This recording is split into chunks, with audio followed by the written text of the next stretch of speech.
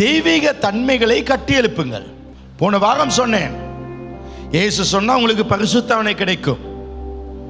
உங்களிடத்தில் பரிசுத்தாவினை இருக்கா? ஆமாவா இல்லையா? சத்தமா சொல்லுங்க. பரிசுத்தாவினை இருக்கா? அவர் ஃபுல்லா நிரம்பி இருக்கா? இரண்டாவது அவர் சொன்னார், பரிசுத்தாவுடைய பலத்தை பெறுவீர்கள். உங்க எல்லாருக்குள்ளேயும் பரிசுத்தான வல்லமை முழுமையாக்குது. நான் முழு வல்லமையுடன் இருக்கேன். நீங்க எல்லாரும் கொஞ்சம் பவர்கள் இல்ல, முழு வல்லமை இருக்கு. வல்லமை தாங்க தாங்க தாங்கன்னு கேட்கறதில்லை. ஏன்னா வல்லமை அவருக்குள்ள இருக்கு. அவர் ஃபுல் பவரோடு இருக்கா. மூன்றாவது 1 யோவான் 3ஆம் அதிகாரம் 1ஆம் வசனம் சொல்லுது, நாம் தேவனுடைய பிள்ளை என்று அழைக்கப்படுவதனால் பிதாவான் நமக்கு பாராட்டின அன்பு எவ்வளவு பேசு. அவட அன்பு ரொம்ப பேசு.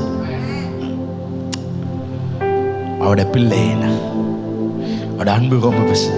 பாங்க அவங்க நம்ம நேசிக்கான சாதாரண நேசம் இல்லை, ரொம்ப நேசம். நம்ம யாரும் அநீதி பக்கம் இருக்க மாட்டோம். சில பேர் நம்ம பிள்ளைகள் பிள்ளை செஞ்சா நீதி தான் அப்படி சொல்லி நாங்கள் விட மாட்டோம். நாம் அட்ஜஸ்ட் பண்ணி ரைட்னு சொல்லி ஏதாவது பண்ணி ஷேப் பண்ணி, சரி ஆமாம் அவன் தப்பு பண்ணிட்டான் அவனை ஜெயிலில் போடுங்க அப்படி சொல்லுவோம். எப்படியாவது எடுக்க பார்ப்போம். அதே விதமாக அந்த அளவுக்கு அவர் அன்பு காட்டிக்க. ரோமர் 5:5 சொல்லுது, தேவனுடைய அன்பு நம்முடைய இருதயங்களை ஊற்றப்பட்டிருக்க. ஃபுல்லாக தேவ அன்பில் நான் நிரம்பியிருக்கேன். நான் கடவுள் அன்பில் நிரம்பியிருக்கேன். உங்ககிட்ட பரிசுத்தாவினை இருக்கா? பரிசுத்தாய் வல்லமைக்கு தேவ அன்புக்கு.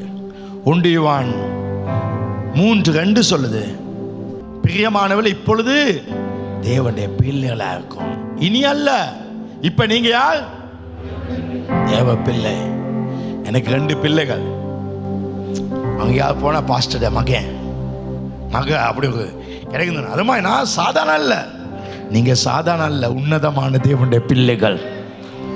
அது மட்டுமா, இயேசு கிறிஸ்துவின் நாமத்தை பயன்படுத்த சகல அதிகாரத்தை அவர் கொடுத்திருக்கா. இயேசு நாமம் என்றால் உலகத்தில் எல்லா கதவுகளுக்கான திறவுகோல். பணம் வேணுமா சாவியை போடு, சமாதானம் வேணுமா சாவியை போடு. அவருடைய நாமத்தை சொன்னா பிசாசுகள் ஆடும், சாவு கூட உயிரோடு எழும்பும். நாமத்துக்கு அவ்வளவு வல்லமை. ஆனால் கேள்வி என்ன? நான் தேவனுடைய பிள்ளையாக்க, தேவனுடைய பிள்ளை, அவருடைய அன்பு இருக்கு, எல்லாமே இருக்கு. ஆனா பெரிய வசதியா இருந்தாலும் ஏன் எங்க வாழ்க்கையில வியாதி, ஏன் எங்க வாழ்க்கையில கஷ்டம், ஏன் எங்க வாழ்க்கையில துன்பம், ஏன் கடன்ல இருக்கும், ஏன் பணத்துக்கு கஷ்டப்படுறோம், அந்த பிரச்சனை வந்துமா இந்த பிரச்சனை வந்துமா, ஏன் பயம். இப்ப என் மகன் பெனியலுக்கு 5 வயசாக்கு. என் வீட்டில் நிறைய வாகனம் இருக்கு, நிறைய வேலைக்காரங்க இருக்காங்க.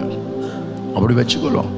இன்னைக்கு நிறைய கிறிஸ்தவங்க தேவ பிள்ளையா இருந்து வாழ்க்கையில கஷ்டத்தில், இந்த வசந்த வாசத்தை சொல்லுவான், கலாத்தியர் 4:1, ஏன் இன்னைக்கு இவ்வளவு பெரிய ஆசுவத்திலிருந்து கஷ்டப்படுவான். பின்னும் நான் சொல்வது என்னவெனில், சுதந்திரவாளி ஆனவன், அதாவது பிள்ளை, அவன் தான் சுதந்திரவாளி.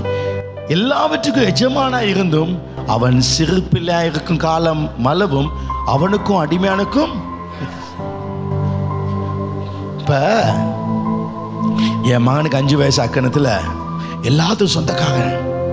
அவன் தானே காருக்கு சொந்தக்காரன், அவன் தான் வீட்டுக்கு சொந்தக்காரன். 5 வயசுல சாவி எடுத்து நான் இல்லாத நேரம் காரை ஸ்டார்ட் பண்ண போன வேலைக்காரன் என்ன சொல்றான், ஏய் ஏகாத. ஏன்? சின்ன பிள்ளை, சிறு பிள்ளையா இருந்தா நீ அடிமைதான். இன்னைக்கு நிறைய பேர் சபையில் இருக்காங்க, பேபிஸ், இன்னும் பேபியா தான் இருக்காங்க. நீ வளர வேண்டும்.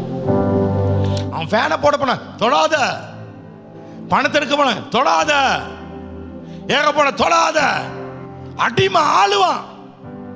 காரணமே வளர்ச்சி இல்லை. இன்னைக்கு நிறைய கிறிஸ்தவர்கள் வளர்ச்சி இல்லை.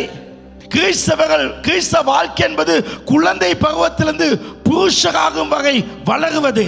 இன்று பல கிறிஸ்தவர்கள் தங்கள் வளர்ச்சியில் கவனம் இல்லை. அப்ப 5 வயசுல என் மகன் காக எடுக்க போனா விடுவாங்களா? விட மாட்டான். எத்தனை வயசுல காக எடுக்க விடுவாங்க? சத்தமா சொல்லுங்க. 18 வயசு வந்துட்டு 20 வயசு வந்துட்டு காக எடுக்க விடுவாங்களா? இல்ல. வருஷம் முக்கியம் இல்ல, உடம்பு வளர்ந்து வெல்ல, மூளை வளரணும். வருஷம் முக்கியம் இல்ல, வளர்ச்சி முக்கியம். இன்னும் பொறாமையும் எரிச்சலும் கோபமும் கசப்பும், வளர்ச்சி முக்கியம். அப்ப நீங்க வளர வேண்டும். நீங்க பைபிள்ல வளரணும், ஆவிக்குரிய வளர்ச்சி இருக்கணும். சில வேளை கிறிஸ்தவ குழந்தைகளுக்கு ஏற்ற விதமா நாங்க பேசுறோம். இப்ப நான் பேசுறது சரியா இருப்பாங்க.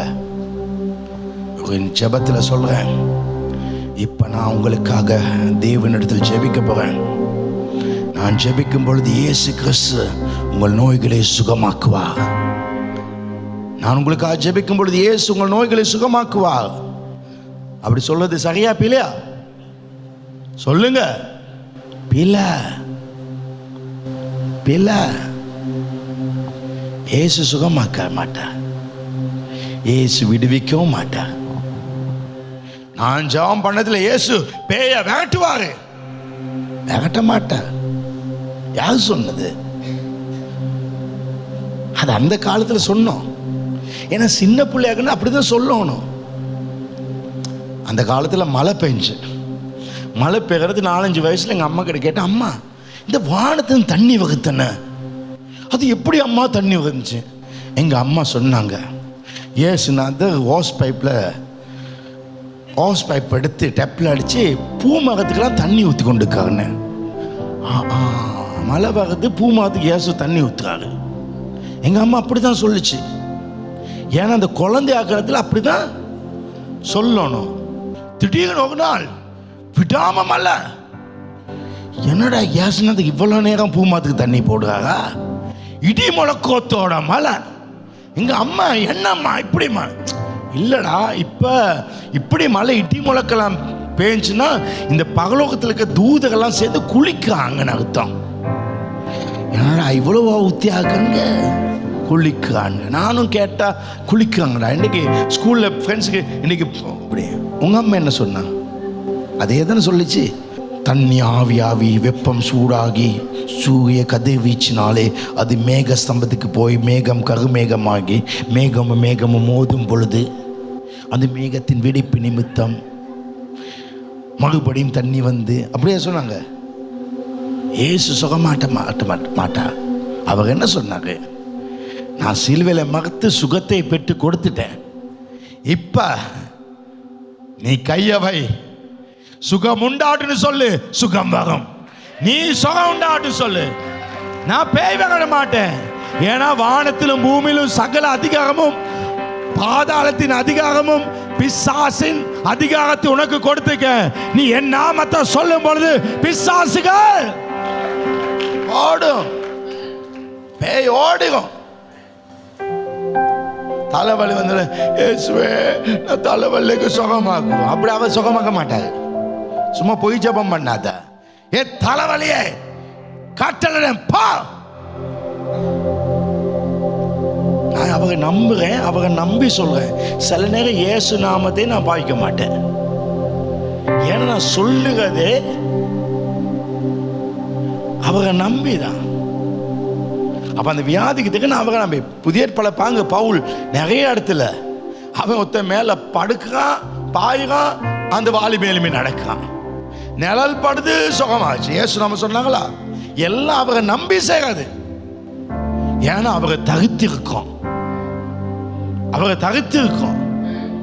நான் தகுத்துக்கிறேன் சொல்ல வேண்டிய அவசியம் இல்லை.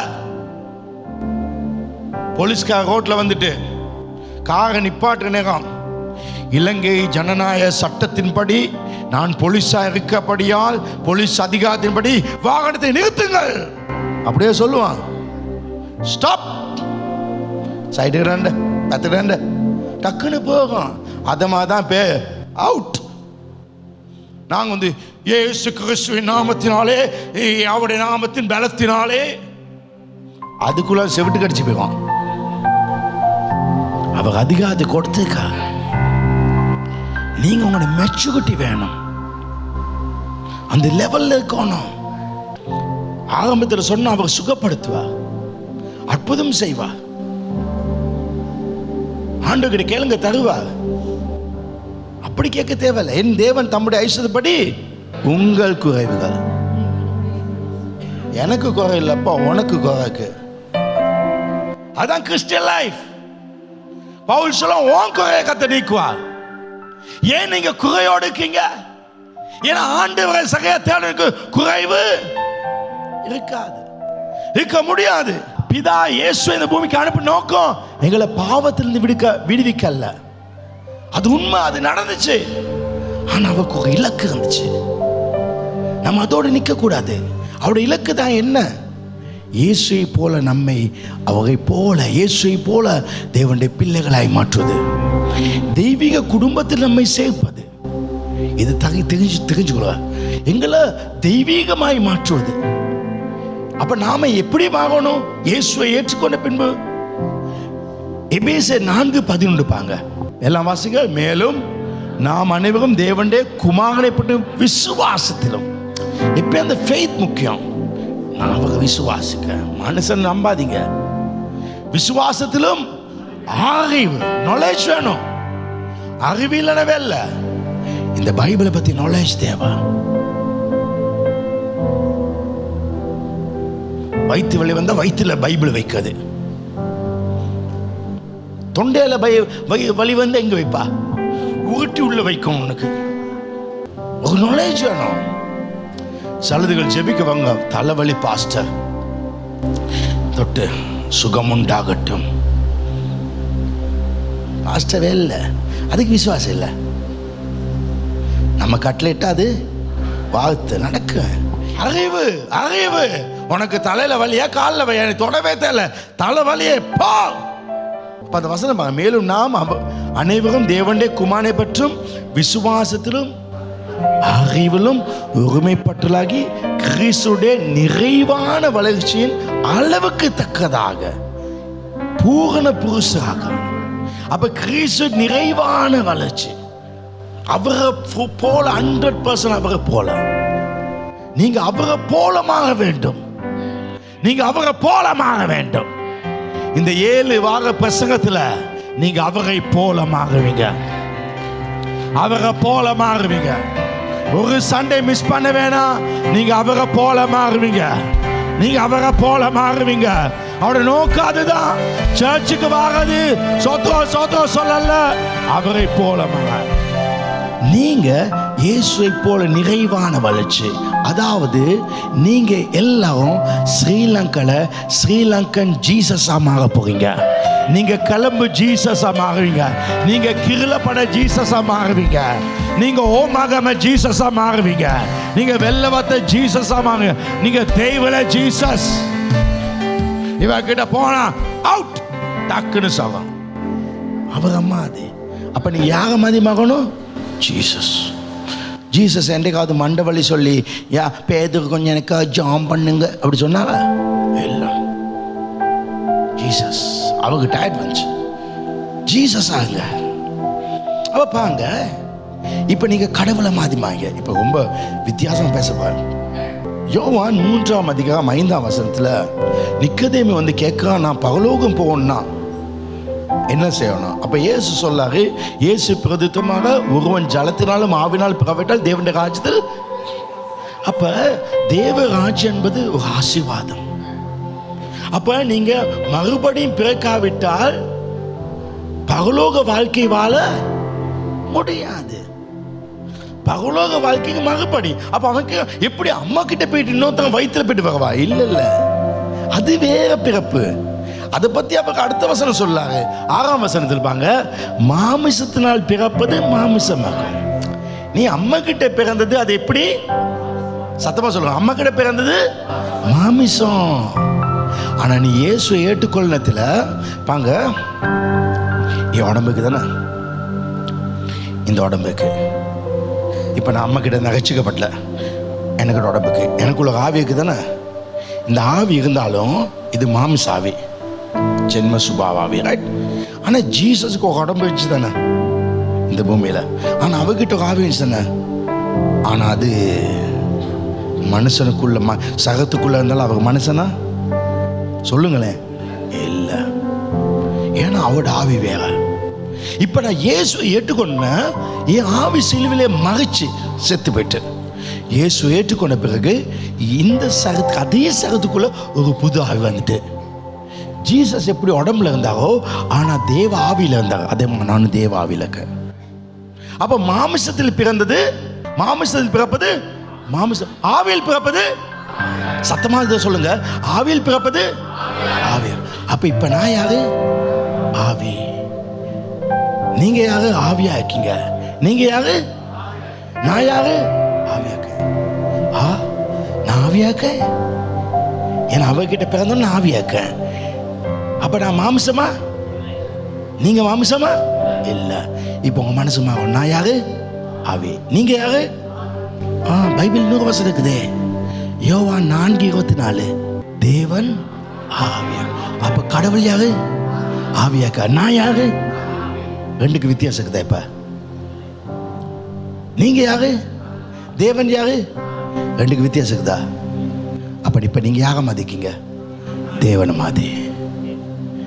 தெய்வீக வாழ்க்கை வாழுங்கள். நீங்க மாமிசம் மாதிரி நினைக்க வேண்டாம், மாமிசம் மாதிரி யோசிக்க வேண்டாம். எபிரேயர் 12:9, அன்றையும் நம்முடைய சரத்தின் தகப்பன்மார் நம்மை சிச்சிக்கும் பொழுது அவளுக்கு அஞ்சு நடந்திருக்க. இங்கிலீஷில் சொல்லுது, அவங்கள மதிக்கிறோம். எனக்கு ஒரு அப்பா இருந்தாரு, அவருக்கு டேடின்னு சொல்லுவேன். அவருக்கு பயம், அவன் வந்தா பயம். எங்க டேடி வந்தா பயம், அவர் வந்தா எலும்பிடுவேன். அப்ப எனக்கு ஒரு அப்பா இருந்தாரு. ஆனா அந்த ஆவி செத்தன அவருக்கு அஞ்சு நடந்துக்க நாம் பிழைக்கத்தக்கதாக ஆவிகளின் பிதாக்கள் எவ்வளவு அதிகம் அடையும். அப்ப இப்ப இந்த ஆவிகளின் பிதா, இந்த ஆவிகளின் பிதா, நாங்கள் ஆவி, நாங்கள யாரு? ஆவிகள். பிதாக்கு நமக்கு ஒரு பிதாக்கா, நமக்கு ஒரு பிதாக்கா. ஆவியில பிறந்த நாங்களாம் தேவனுடைய பிள்ளைகளா இருக்கோம். ஆமென். அப்ப நீங்க யாரு? தெய்வீக வாழ்க்கை வாழ வேண்டும், தேவனை போல வாழ வேண்டும்.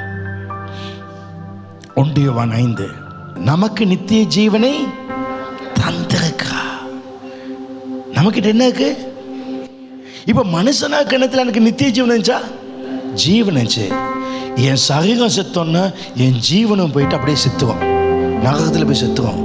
ஆனா இப்ப இந்த சரீரம் செத்தாலும் இந்த ஜீவன் சாகாது. இந்த பூமியில் இப்படியே ஊழியம் செஞ்சு கொண்டு இருப்பேன், அப்படியே பாடிக்கொண்டு இருப்பேன். இங்க உடம்பு செத்தும் அதே பாட்டு இந்த ஆவி பேர் அங்க படிக்கும். இது இட்டானால். இந்த உலகத்தில் நித்தியமானவர் யார்? அவர். அடுத்த நித்தியமான யார்? நாங்க. எங்களை யாக மாதிரி வச்சிருக்காரு, அவரை மாதிரி வச்சிருக்காரு. வாயில சொல்லுங்க, நித்தியமானவர். அந்த ஜீவன் அவருடைய குமாரன் இருக்குது. இந்த ஜீவன் எனக்கு கிடைக்க காரணம் அந்த குமாரன் கிட்ட. அடுத்த வசனம் பாங்க, குமாரன் உடையவன் ஜீவன் உடையவன். குமாரன் இயேசு எனக்குள்ள வந்தோன்னு அந்த நித்திய ஜீவன் வந்துட்டு. குமாரன் இல்ல, ஜீவன் இல்ல. அன்னுக குமாரத்துங்க கிட்ட, அன்னுக குமார கிட்ட நித்திய ஜீவன் இல்ல. என் முன் வீட்டுல நித்திய ஜீவன், சஜித் கிட்ட நித்திய ஜீவன், ரணில் கிட்ட, மைந்த கிட்ட, நாமல் கிட்ட இல்ல. அப்படின்னா நாங்க அவங்க எல்லாரை விட மிக ஸ்பெஷலான.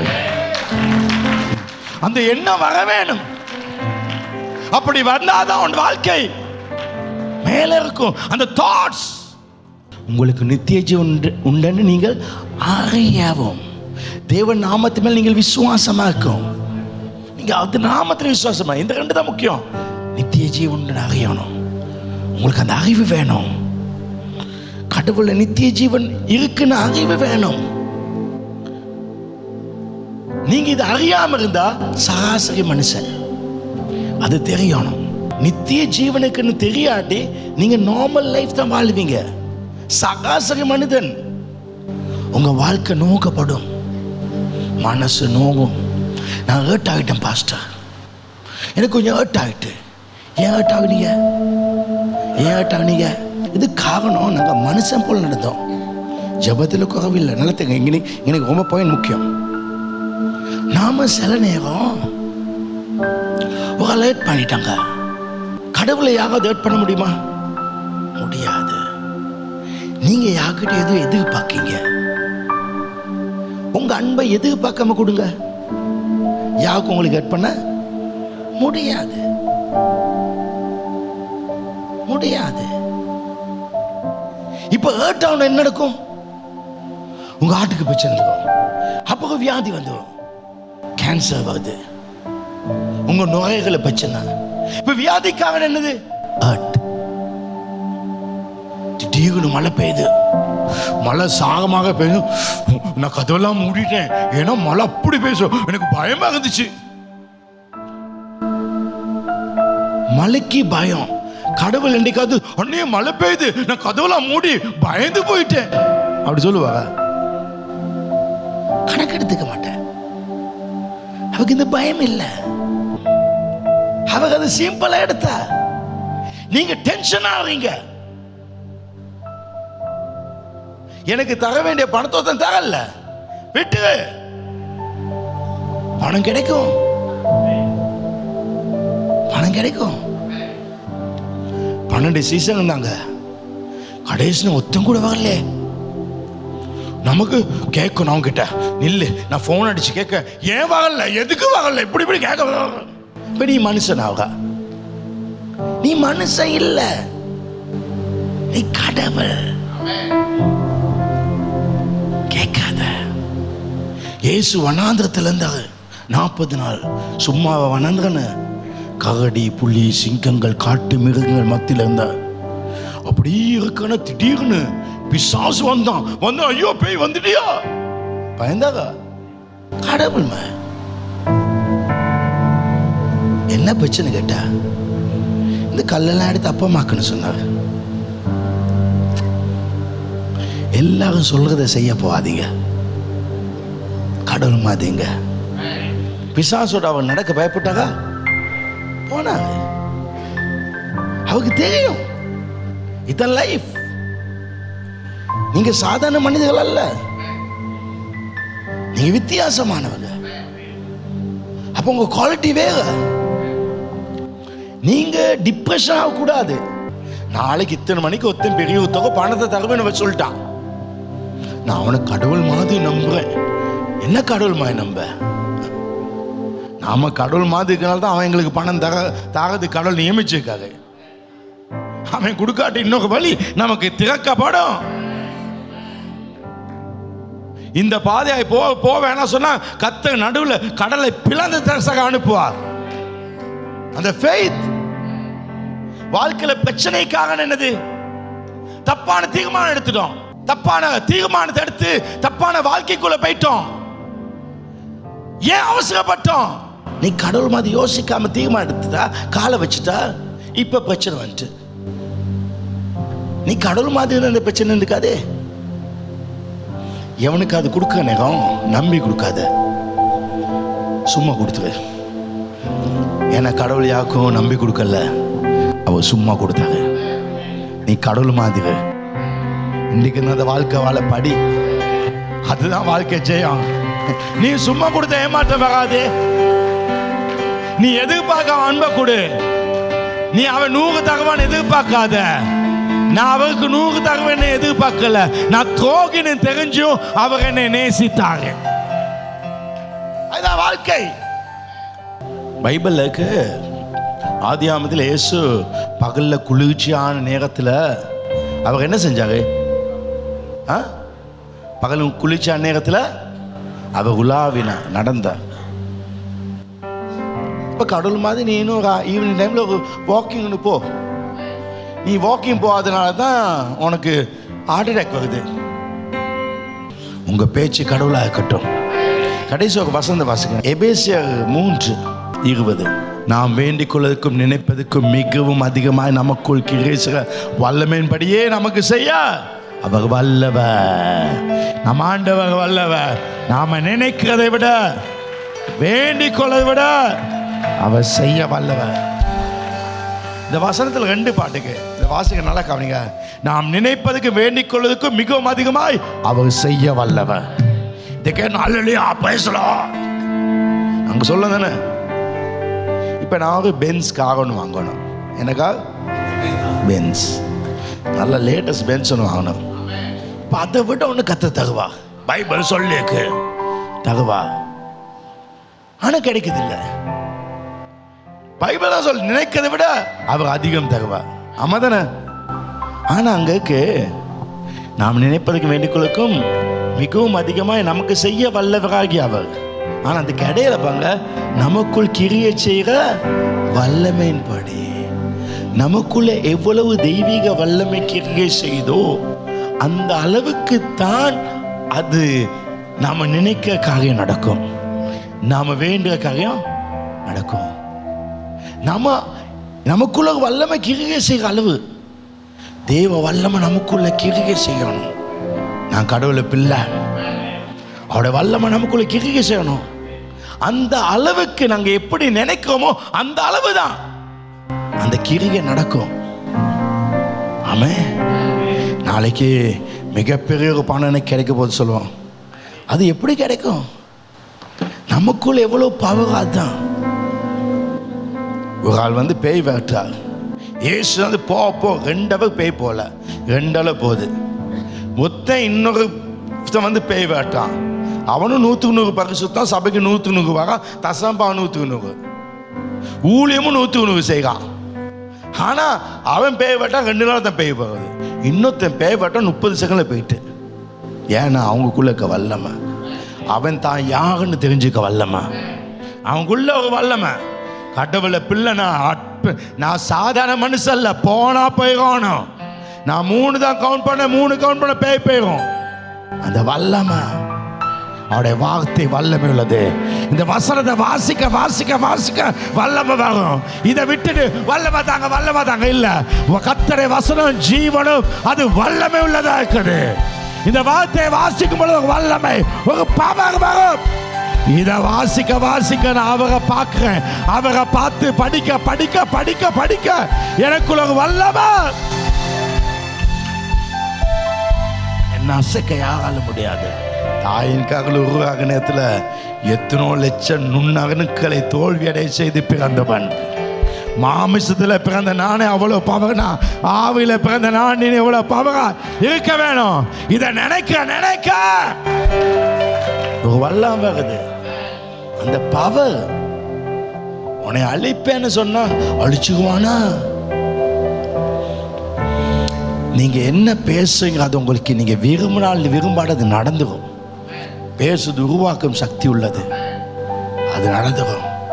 இந்த மாதிரி நாங்கள் பேசி தான் எங்கள் வாழ்க்கையில் வியாதிகளும் பிரச்சனையும் நாங்கள் பயந்தபடியா கொலமுனப்படியா சில நேரம் நான் சில கடன்களை கெட்டிக்கொள்ள முடியாதபடி ஒரு டென்ஷன் ஆகிட்டேன். ஏன்னா சில நேரம் இந்த பணங்கள் இருந்தால் தான் இதை செய்யலாம்னு நினச்சி நான் பணத்தை எடுத்துட்டேன். ஆனால் கடவுளை நம்பிக்கையில் வாழலை. நான் சில காரியம் பணம் இல்லாமல் செஞ்சுருக்கலாம். நான் அந்த நேரம் மனுஷனாக வாழ்ந்தனால தான், இந்த மனுஷனாக வாழ்ந்தனால பிரச்சனை வந்துட்டு. இப்போ நான் சொல்ல வாழ்க்கைனா பிரச்சனைக்கு, வாழ்க்கை பிரச்சனைக்காது. நீ கடவுளாக இருந்தால் பிரச்சனை இருந்திருக்காது. இப்போ இந்த பிரச்சனை வந்து அதுக்கு ஃபேஸ் பண்ண இல்லாம எனக்கு நோய் வந்திருக்கு, நான் ரெக்கவரி ஆகிட்டேன். இப்போ நீங்கள் ஒரு கேள்வி கேட்கலாம், பாஸ்டர் இப்போ எனக்கு விளங்கிட்டு, ஆனால் எனக்கிட்ட இப்போ நிறைய நோய் வந்துட்டு, வந்த நோய்க்கு என்ன செய்ய? கிட்னியே வேலை செய்து கொஞ்சம் ஸ்லோவாக தான் வேலை செய்யுது பாஸ்டர், ஆட்டும் கொஞ்சம் இப்போ இந்தான்னு இருக்கு, என்ன செய்ய அப்படின்னு இருக்கலாம். இந்த செய்தி தொடரும். கடவுள் மாதிரி வாழுங்க.